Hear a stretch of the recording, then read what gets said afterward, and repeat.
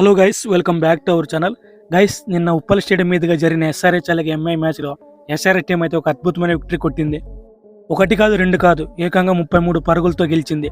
Friends, cricket updates అలాగే IPL updates రెగ్యులర్గా పొందాలంటే ఇప్పుడే మన యూట్యూబ్ ఛానల్ అయితే సబ్స్క్రైబ్ అయితే చేసేసుకోండి. అలాగే సబ్స్క్రైబ్ చేసుకొని బెల్ ఐకాన్ అయితే యాక్టివేట్ చేసుకోండి.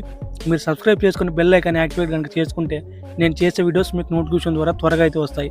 సో లేట్ చేయకుండా కంటెంట్లోకి అయితే వెళ్ళిపోదాం. ఫ్రెండ్స్, ఎంఐ అలాగే ఎస్ఆర్హెచ్ జట్ల మధ్య జరిగిన మ్యాచ్లో అయితే పరుగుల వరద పారింది. క్రికెట్ హిస్టరీలోనే T20 హిస్టరీలోనే హైయెస్ట్ స్కోర్. అసలు T20 హిస్టరీ ఎప్పుడు కొట్టే విధంగా పిచ్చ కొట్టుడు అయితే కొట్టారు. మెయిన్లీ ఎస్ఆర్హెచ్ టీం అయితే స్టార్టింగ్ నుండి ఎండింగ్ దాకా ఒకటే పిచ్చ కొట్టుడు కొట్టారు. ముందుగా ట్రావిస్ హెడ్ మొదలు పెడితే ఇటు ఎండింగ్లో హెన్రిక్ క్లాసన్ ద్వారా వీర బాదారు. సో నిన్న జరిగిన మ్యాచ్లో బోత్ టీమ్స్ కలిపి 40 ఓవర్లు గాను మొత్తం 523 పరుగులు కొట్టారు. సో ఇటువంటి పెద్ద స్కోర్ అయితే T20 హిస్టరీలోనే రికార్డ్ అవ్వలేదు. ఇది హైయెస్ట్ రికార్డ్. సో 523 పరుగులు స్కోర్ అనేది చాలా కష్టం. సో ఈ రికార్డు ఎవరు బ్రేక్ చేస్తారనేది ముందు ఫ్యూచర్ ఐపీఎల్లో చూడాలి. ముందుగా బ్యాటింగ్ చేసిన ఎస్ఆర్హెచ్ టీం మొత్తం 20 ఓవర్లకు గాను 277 పరుగులు కొట్టింది. 277 పరుగులు అంటే మామూలు స్కోర్ కాదు. ఐపీఎల్ హిస్టరీలోనే ద హైయెస్ట్ స్కోర్. ఇంతకుముందు ఈ హైయెస్ట్ స్కోర్ ఆర్సీబీ టీం వాళ్ళు కొట్టారు. అది ఎంత అంటే 260 పరుగులు కొట్టారు. కానీ నిన్న జరిగిన ఎస్ఆర్హెచ్ మ్యాచ్లో టీం వాళ్ళైతే మొదటి నుంచి హిట్టింగ్ ఆడి 277 పరుగులు కొట్టి ఆర్సీబీ టీం రికార్డును బ్రేక్ చేశారు. ఈ ఆర్సీబీ టీంని బ్రేక్ చేసి సరికొత్త రికార్డ్ చేయడం అనేది మామూలు విషయం కాదు. ఈ సరికొత్త రికార్డ్ బ్రేక్ చేసి ఐపీఎల్ హిస్టరీలోనే సంచలనం అయితే సృష్టించారు. అలాగే చేజింగ్ చేసిన ముంబై ఇండియన్స్ టీం కూడా బాగానే స్కోర్ చేశారు. ముంబై టీం ఎంత స్కోర్ చేసిందంటే మొత్తం 20 ఓవర్లకు గాను 246 పరుగులు అయితే కొట్టింది. అలాగే ముంబై టీం వాళ్ళు కూడా ఇదే హైయెస్ట్ స్కోర్. ఈ స్టేడియంలో అయితే చాలా బౌండరీలు చూసాం. బోత్ టీమ్స్ వాళ్ళు ఏకంగా 38 సిక్స్లు అయితే కొట్టారు. 38 సిక్స్లు కొట్టడం అంటే మామూలు విషయం కాదు. అలాగే ఫోర్లు కనుక చూసుకున్నట్టే మొత్తం 35 ఫోర్లు కొట్టారు. సో నిన్న జరిగిన మ్యాచ్లో అయితే చాలా అంటే చాలా ఎంజాయ్ని ఇచ్చింది. ముఖ్యంగా స్టేడియంలో ఉండే క్రౌడ్కు అలాగే ఫ్యాన్స్కి అయితే ఎంతో ఆనందాన్ని ఇచ్చింది ఈ మ్యాచ్. ముందుగా టాస్ గెలిచిన ఎంఐ టీం అయితే బౌలింగ్ అయితే తీసుకున్నారు. సో ఎస్ఆర్హెచ్ టీం అయితే ముందుగా బ్యాటింగ్ చేయాల్సి వచ్చింది. ఎస్ఆర్హెచ్ ప్లేయింగ్ లెవెన్లో అయితే బ్యాటింగ్లో అయితే ఒక మార్పు అయితే జరిగింది. అదేమంటే రాహుల్ త్రిపాఠిని పక్కన పెట్టి ఓపెనర్గా ట్రావిస్ హెడ్ని అయితే తీసుకున్నారు. అలాగే బౌలింగ్లో కనుక చూసుకున్నట్లయితే నటరాజన్ ప్లేస్లో జయదేవ్ ఉనాడ్కట్ని తీసుకున్నారు.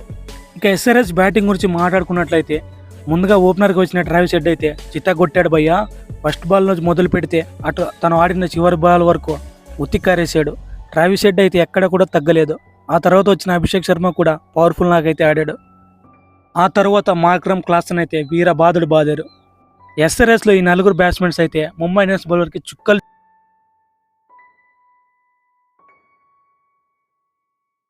ట్రావిస్ హెడ్ డెబ్యూ మ్యాచ్లోనే ఇలా ఆడాడంటే ఇక ముందు ఎలా ఆడతాడో మనందరూ చూడాలి. ట్రావిస్ హెడ్ మరి ముఖ్యంగా పవర్ ప్లేలో అయితే ఆపోనెంట్ టీం అయిన ముంబైకి చుక్కలు చూపించాడు. అలాగే ఆ తర్వాత వచ్చిన అభిషేక్ శర్మ కూడా చాలా ఘోరంగా అయితే ఆడాడు. అభిషేక్ శర్మ కేవలం 16 బంతుల్లోనే హాఫ్ సెంచరీ కొట్టాడు. 16 బంతుల్లో హాఫ్ సెంచరీ కొట్టడం అంటే మామూలు విషయం కాదు. ఇది ఐపీఎల్లోనే ఫాస్టెస్ట్ 50. కేవలం 16 బంతుల్లోనే హాఫ్ సెంచరీ కొట్టాడంటే.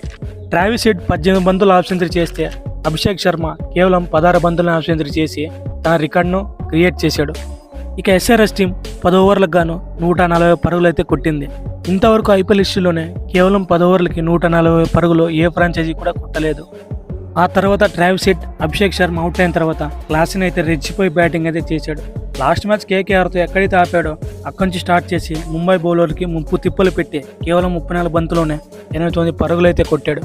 అలాగే క్లాసన్తో పాటు ఈడెన్ మార్క్రమ్ కూడా మంచి పర్ఫార్మెన్స్ అయితే ఇచ్చాడని చెప్పాలి.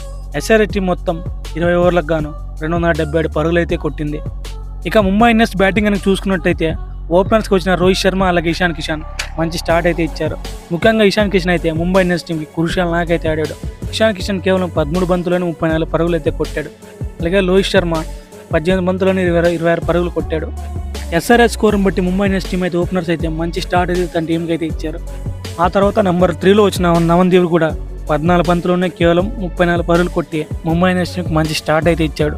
అలాగే తిలక్ వర్మ కూడా పవర్ ప్లేలో మంచి బ్యాటింగ్ చేసి మంచి పవర్ఫుల్ నాకైతే ముంబై ఇండియన్స్కి అందించాడు. ఎస్ఆర్హెచ్ టీంలో అభిషేక్ శర్మ ఎలా ఆడాడో ఇటు ముంబై ఇండియన్స్ టీంలో తిలక్ వర్మ అలా ఆడాడు. ఆ తర్వాత టిమ్ డేవిడ్ అయితే భయంకరమైన బ్యాటింగ్ చేశాడు. ముంబై ఇండియన్ బ్యాటింగ్ లేనప్పుడు అందరూ బాగా ఆడారు, కానీ హార్దిక్ పాండ్యా కూడా సరిగ్గా ఆడలేకపోయాడు. హార్దిక్ పాండ్యా కూడా మంచి నాకు ఆడింటే ముంబై ఇండియన్స్ టీం ఖచ్చితంగా గెలిచేది. So thanks for watching.